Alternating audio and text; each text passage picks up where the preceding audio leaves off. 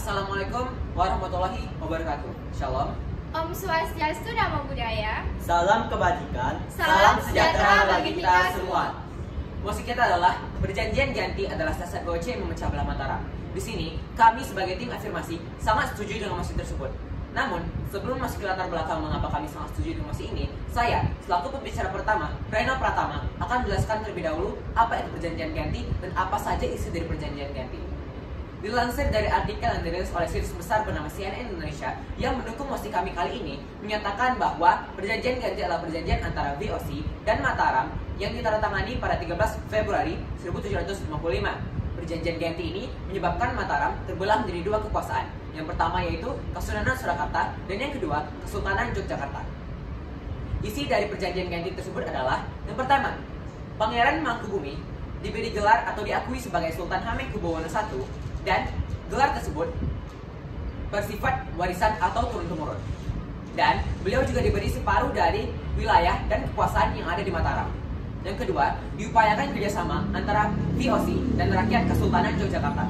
Yang ketiga, bupati dan gubernur harus bersumpah setia kepada VOC. Yang keempat, bupati dan gubernur yang sudah bersumpah setia kepada VOC berhak diampuni saat peperangan terjadi. Yang selanjutnya, Sultan tidak berhak untuk mengangkat atau memberhentikan bupati atau gubernur tanpa persetujuan dari VOC.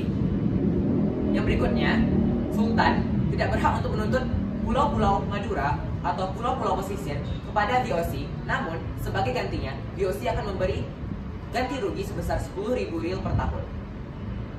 Sultan harus menjual bahan makanan kepada VOC sesuai dengan harga yang telah ditentukan.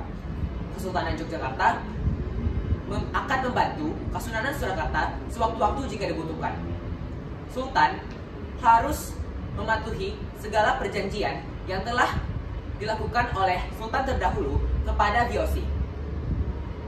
Berdasarkan perjanjian-perjanjian tersebut, tentunya VOC sangat berpengaruh besar terhadap politikan Mataram, sehingga Mataram tidak dapat memutuskan keputusannya sendiri. Hal tersebut membuat Mataram memiliki sifat ketergantungan kepada keputusan VOC. Pihak kami setuju kepada mosi ini karena berdasarkan kamus sejarah menyatakan bahwa habis atau sesudah perjanjian ganti terjadi, Mataram memang langsung terbagi menjadi dua. Sekian dari saya, terima kasih. Perkenalkan, nama saya Rosa Bunga Maria Pasaribu. Saya adalah pembicara kedua. Saya akan menyampaikan beberapa dampak dari perjanjian ganti itu kepada Mataram dan sangat menguntungkan VOC. Dilansir dari sejarah-lengkap.com ada beberapa dampaknya. Yang pertama, kekuatan penguasa lokal telah dilemahkan oleh VOC.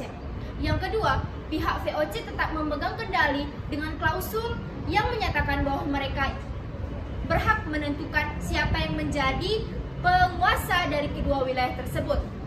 VOC mendapatkan kekuasaan lebih sehingga posisi mereka menjadi lebih kuat. Ini dibuktikan dari isi perjanjian bahwa sumpah setia kepada VOC diutamakan sebelum penguasa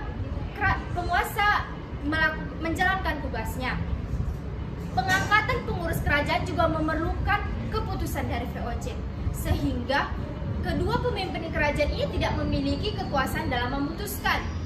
Pantai utara Jawa telah menjadi kawasan milik VOC dan lepas dari kawasan Mataram. VOC mendapatkan kekuasaan memonopoli perdagangan, sehingga Sultan hanya diperbolehkan menjual kepada VOC dengan harga yang telah ditentukan. Menurut CNN Indonesia, awal mula perjanjian ganti ini dibuat karena VOC mengangkat Pangeran Pakubuwono II menjadi raja yang membuat Pangeran Mangkubumi dan Raden Masayat cemburu. Dan VOC memaksa Pangeran Pakubuwono II memberikan mandat yang membuat Pangeran Mangkubumi dan Raden Masayat melakukan pemberontakan yang membuat Pangeran Pakubuwono II meninggal. Setelah itu Pangeran Mangkubumi menjadi raja tetapi tidak diakui oleh VOC. VOC malah mengangkat anak Pangeran Pakubuwono II yaitu Pangeran Pakubuwono III yang saat itu masih remaja. Pangeran Mangkubumi dan Raden Mas Said itu melakukan pemberontakan kembali. Untuk meredakan pemberontakan itu, VOC menjalankan siasat liciknya. Ia mengutus utusannya kepada Raden Mas Said dengan iming-iming dan mengatakan bahwa berhati-hati kepada Pangeran Mangkubumi karena mungkin dia berkhianat. Selain itu, VOC juga mengutus utusannya kepada Pangeran Mangkubumi dan menjanjikan daerah yang dimiliki oleh Pangeran Pakubuwono III itu menjadi miliknya. Dari kronologi ini, dapat kita simpulkan bahwa awal mulanya perjanjian ini dan awal mulanya terjadi konflik ini karena adanya siasat licik oleh VOC dan membuat konflik dari pewaris-pewaris tahta kerajaan Mataram itu sendiri. Terima kasih.